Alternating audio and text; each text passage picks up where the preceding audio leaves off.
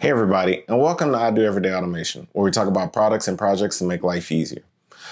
On today's episode, we're going to do a product review of the Motorola HD Dash Cam. A friend of mine gave this to me for some work I did at their home. So today we're going to unbox it, get it set up in the car, and check out some of the features of it and see how it can help you guys out in your everyday life. So let's go ahead and jump in.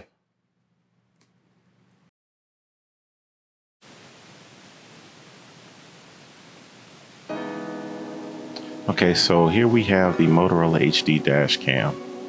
And like I mentioned, I got this from a friend for installing some wireless access points for them. So let's go ahead and get this thing open.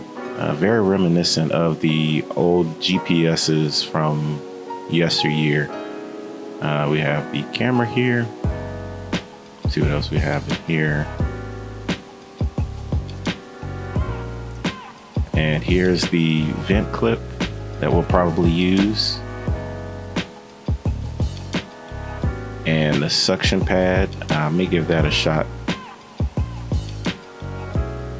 And here we have the charger, and it's a basic standard micro USB, more than likely 5 volt 1.5 amps, and a little front view of the camera here with the Motorola symbol and the plastic over the lens, keep it from getting scratched. So for this Motorola Dash Cam, I'm going to go ahead and use a spare Samsung UHD micro SD card that I have, about 32 gigs. I'm pretty sure that should get me through, a month or two of footage, just depending on how many clips and how often this device records. That'll be something that'll be interesting to see.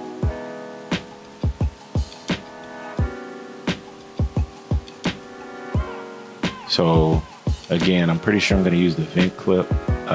Looks pretty sturdy. Just kind of depends on placement. I haven't put it in the car yet, so we'll see how that goes.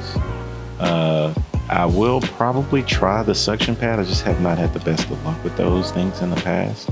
As you can see, the camera actually swivels all the way around, which would be good, like I mentioned, if you plan on using this inside of a vehicle, if you do Uber or Lyft, or have a taxi service. I don't know the laws for that, but I would assume that if you can record inside your own vehicle, it would be a good idea to keep you and the passengers safe in the event that something happened. You'd have, video evidence of what actually transpired. So let's go ahead and get this all set up and get it in the car so you guys can see how it looks and we can take it out on the road.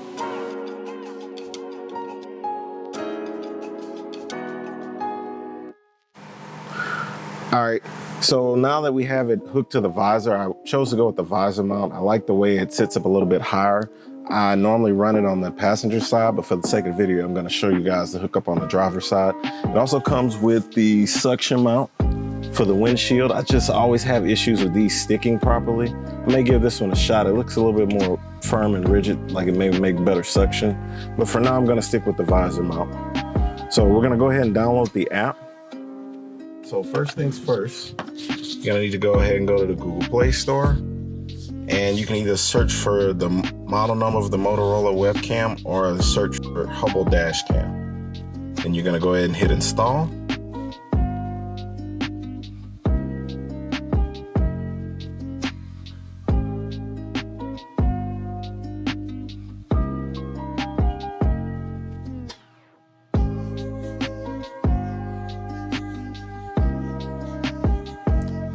All right, so now we're gonna go ahead and open that up. Gonna allow all of these permissions. Turn our Wi-Fi back on.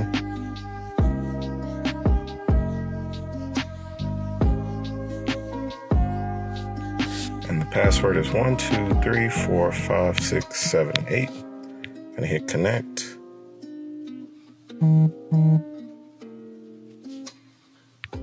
And then hit connect to Dashcam.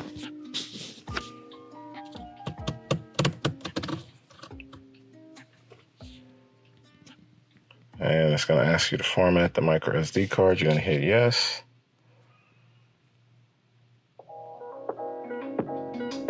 And now we can see camera's recording.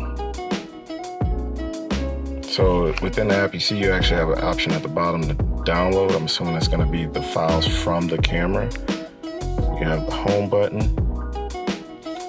You can actually snap live photos. Let's check out the settings. So this will show you how much of the storage is used. And we can look at the dash cam settings. We can modify that Wi-Fi password. We can turn on audio recording, set up white balance. We can set up park mode. And this is what I was talking about earlier. So in parking mode, your dash cam can record footage of events occurring when your car is parked with its engine off. The built-in battery will keep the sensor of your device in standby mode and will start recording automatically for 30 seconds if it detects vibrations or a shock. Parking mode can only record and save footage after an event has been detected by the sensor. So that is one drawback. There has to be motion first. But I mean, if somebody's vandalizing your car, breaking into it, that would be a good option to have because it'll at least detect the motion and start recording past that point. So that's kind of, like I said, that's kind of a little bit of a drawback, but at least you may have some form of protection. The only other issue that I would say is that this is kind of, you know, a very noticeable setup. So using the suction cup and putting the dash cam further up behind the mirror where it's not as conspicuous may help, especially at nighttime. Because if we were to put it probably right behind this mirror, which is what I'm thinking with that suction cup, you probably won't be able to see it, especially in a parking lot or at nighttime, especially if it's somebody, you know, trying to break into your car and they're rushing. They may not pay attention to a little bitty pill-shaped device above the rearview mirror. They may think it's part of the car, especially once you unhook this cable and it's running off of its internal battery.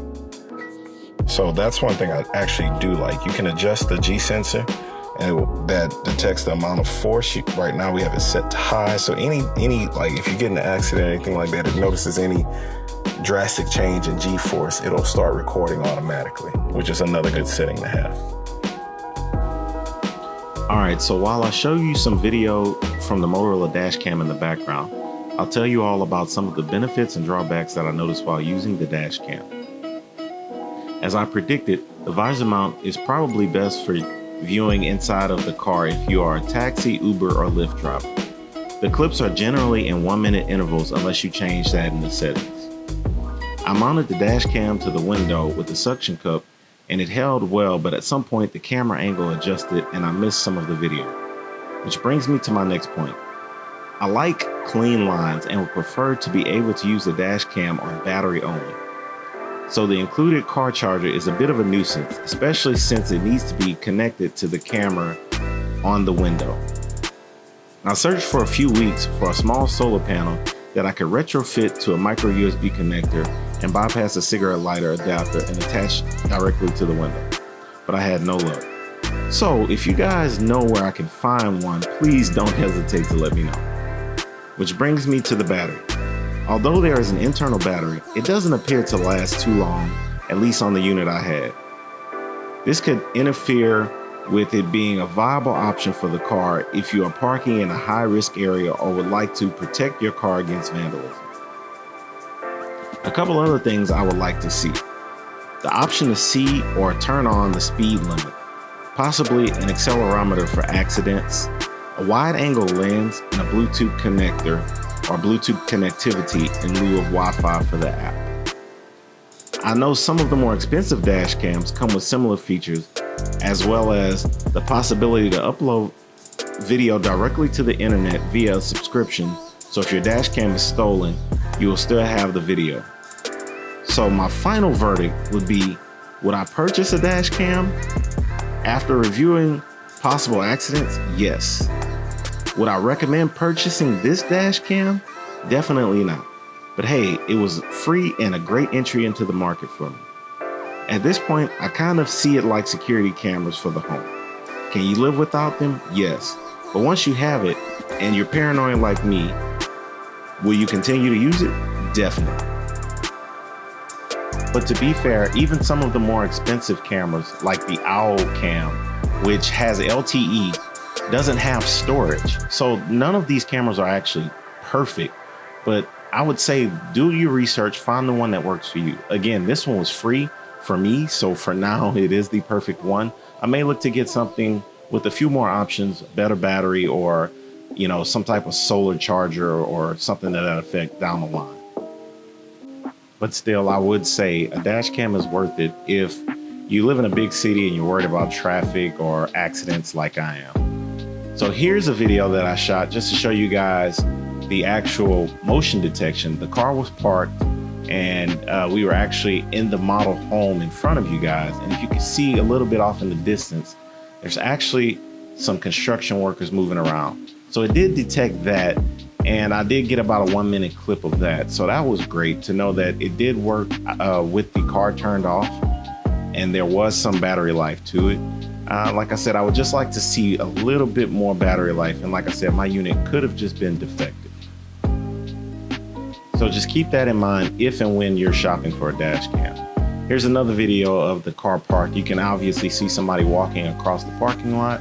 Again, I was out of the vehicle, so it was great to see that that feature did work. And last but not least, I wanted to show you guys this accident I literally almost got in earlier before I recorded this video on today, which would have been July 1st. Watch as this car comes over 2 lanes and literally almost smacks right into me. And I was on the horn at this point. So you can easily see how video like this would help you when filing a police report for an accident.